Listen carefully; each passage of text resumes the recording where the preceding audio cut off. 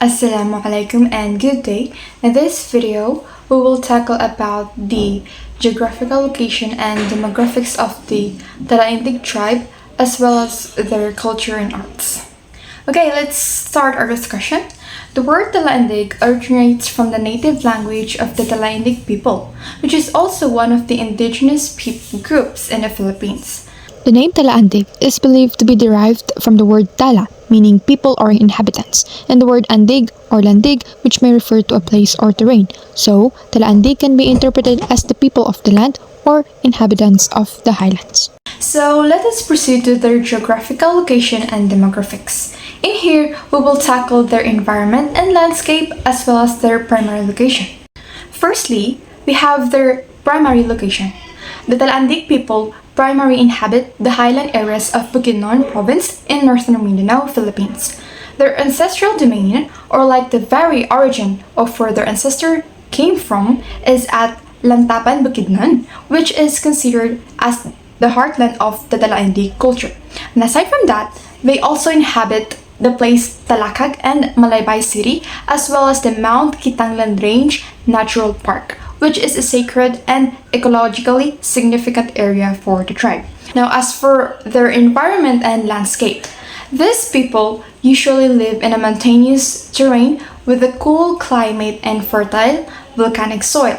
Their environment have rich forests, rivers, and agricultural lands. The Kitanglan mountain range, as I've mentioned earlier, is a vital part of their spiritual and cultural identity, and also one of the highest mountain range in the Philippines.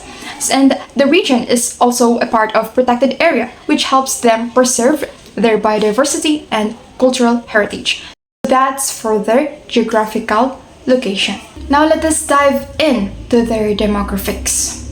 So as for their population, the Talaandig are one of the 7 Lumad or indigenous groups of Bukidnon. Their estimation varies, but their population is around 100,000 to 120,000 as one of the latest regional demographic records. And they form a minority group within Bukidnon's broader population of over 1.5 million.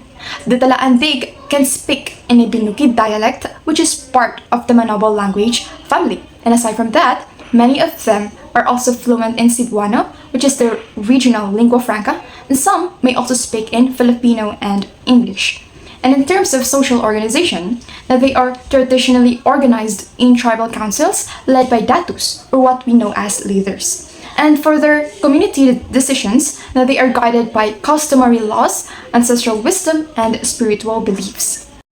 And as for their livelihood, most of them work as a subsistence farmers, like they plant corn, rice, vegetables, and root crops. And they also engage in coffee farming, abaca production, and handicrafts. And their cultural practices are deeply intertwined with sustainable land use and forest stewardship. An additional information about their cultural and spiritual connection to their geography is that, firstly, they believe in panimuon or spirits residing in natural features like rivers, forests, and mountains. Secondly, that they also conduct rituals and celebration to honor the Magbabaya, or what they believe as the supreme creator and ancestral spirits. Lastly, their culture is deeply rooted in the preservation of land, tradition, and intergenerational knowledge. And now, for the last part of my discussion, which is the contemporary or current issues and changes to this tribe. Firstly is enroachment or the invasion. The invasion of commercial, agriculture, logging, and development which threatens their ancestral lands. And this tribe are also active to cultural revival movements with efforts to preserve their oral traditions, music, dances, art, and their language. And interestingly, they have become known for their school of living tradition in Lantapan, which educates youth about their identity. And last but not the least is that their leadership actively engages in indigenous rights, advocacy, especially regarding land and cultural preservation. So in my own perspective, na this tribe is actually excellent in preserving their culture and identity because of the fact that they engage in educating the youth about their identity and right advocacies about preservation. So it's very amazing, right?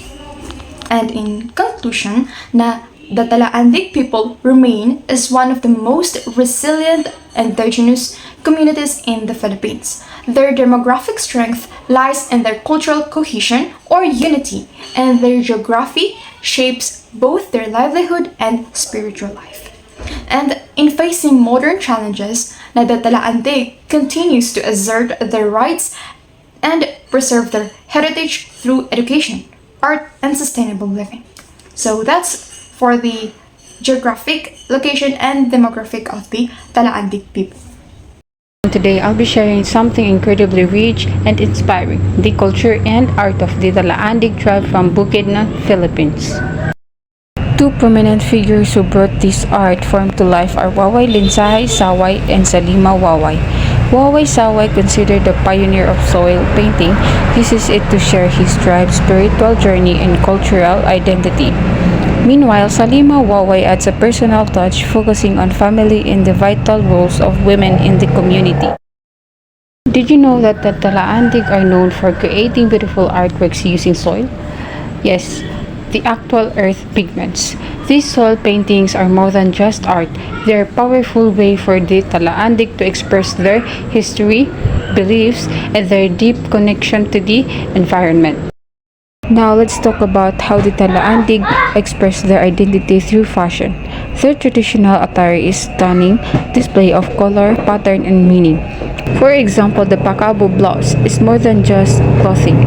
It's decorated with symbolic design that show the wearer's bond with nature and their heritage. Also, the headdresses and beadwork have deep meaning, especially during rituals. They show status, spiritual roles, and even the person's importance in the community. The Talaandig people's art or clothing are not just creative expressions. They are living stories of identity, spirituality, and pride. Thank you for joining me in discovering this beautiful part of our Filipino heritage. Alam mo ba yung tipong kwento na hindi lang basta kwento? Yung bawat salita may bigat, may aral, at may pusong binubuhusan? Ganyan ang phonetic arts ng Talaanding tribe. Hindi lang siya form of entertainment. Isa itong living tradition na bumubuhay sa kultura nila. Unahin natin ang kanilang mga oral traditions. May tinatawag silang nanangin. Ito ay mga local stories with indigenous characters, gaya ng mga characters natin sa darangin or darangin, kung saan they represent something. Dito nila pinapasa ang moral lessons at cultural values sa kabataan. Next, we have the olaging. Ito naman ang epics na chinachant, kadalasan may musical accompaniment pa. Dito mo mararamdaman ang heroism at kabayanihan ng kanilang ninuno. Parang life history lesson siya, pero with feelings. Tapos meron ding sala. Isa itong poetic songs na para bang diary na kinanta. Ito yung paraan nila para ipahayag ang emotions, beliefs, at observations nila tungkol sa mundo. Kung may spoken word poetry tayo ngayon, sila ay may sala. May idangdang limbay din. Ito ay love songs, animal songs, at iba pang kanta na nagpapakita ng depth ng pagmamasid nila sa paligid. Pero teka, may instruments din sila. May katyapi, takumbo, pulala, at iba pa. Para silang full band, pero gamit ang indigenous instruments. Ang mga tunog nito ay natural, simple, and full of emotions. Walang halong digital effects, pero soul-touching. Soil painting? Oo, meron din sila. Thanks to Dato Waway Saway, gumawa siya ng art gamit ang colored soil. Hindi basta drawing, kundi mga imahe ng kwento at kasaysayan ng mga Talaanding. Ang galing, di ba? Lupa mismo ang gamit para itala ang kasaysayan nila. Literal na nakaugat sa kultura. Siyempre, hindi mawawala ang sayaw. Ang dugso ay isang sacred dance. Hindi lang siya para sa audience. Ito ay para sa caretaker spirits of nature. Para siyang panalangin gamit ang katawan.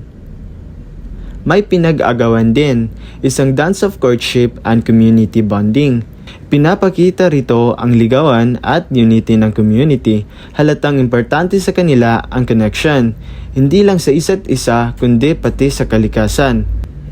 At higit sa lahat, andyan ang mga elders. Sila ang tagapagsalita ng kultura. Para ba silang human libraries? Dala nila ang wisdom of generations. Sila ang gumagabay, nagtuturo at nagsisiguro na hindi mawawala ang yaman ng kanilang sining. Overall, sa Talaandig, ang sining ng salita at tunog ay hindi lang para aliwin ka. Ito ay para gisingin ka, para ipaalala sa iyo kung sino ka, saan ka galing at kung anong halaga ng bawat kwento at kanta sa paghubog ng isang buong pagkatao at komunidad. Thank you. Good day everyone. Today I will be presenting a report on the kinetics art of Talaandig, one of the indigenous group from Bukidnon, Mindanao. The term kinetic arts refers to a form that involves movements such as dance, ritual performance, expressive physical action. Among the Talaandig kinetics art are an important part of their cultural identity, spiritual and daily life. One of the most well-known kinetic art from Talaandig is the Binanong dance. This dance imitates the movement of the banog or hawk, which is sacred bird in their culture. Dancers move gracefully with arms extended like wings, symbolizing the hawk flying in the sky. This dance shows the deep respect that Talaandig have for nature and the spirit world. The next one is another important form of kinetic art is the ritual and ceremonial dance. These are performing during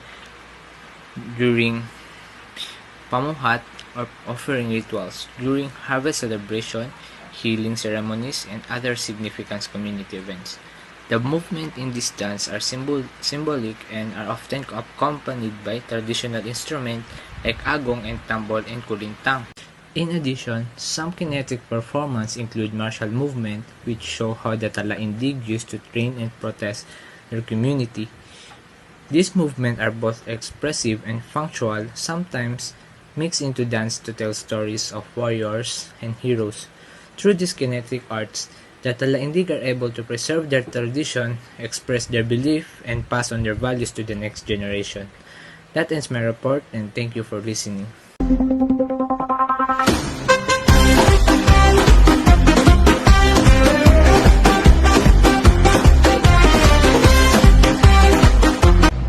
Assalamualaikum and good day everyone. My name is Joav P. Tampi from Sport 11 subject Humanities, and today we will explore and learn the world of the Talaandig, or the people itself, one of the indigenous Lumad group of the Bukidnon, Mindanao in the Philippines. Especially, we will dive in and look at their functional arts forms, creations like the itak, the shields, and other tools used in the both daily life in times of conflicts.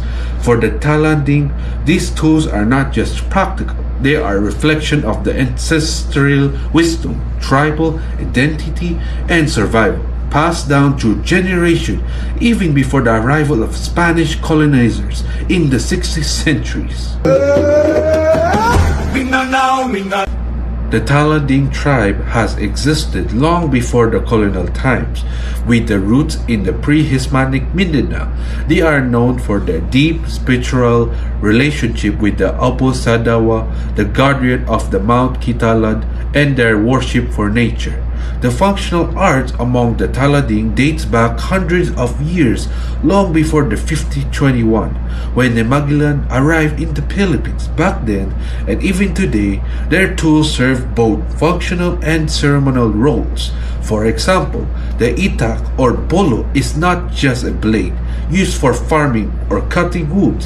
In times of tribal war, it was carried by the Datu warriors to defend their territory. It symbolized authority, defense, and duty.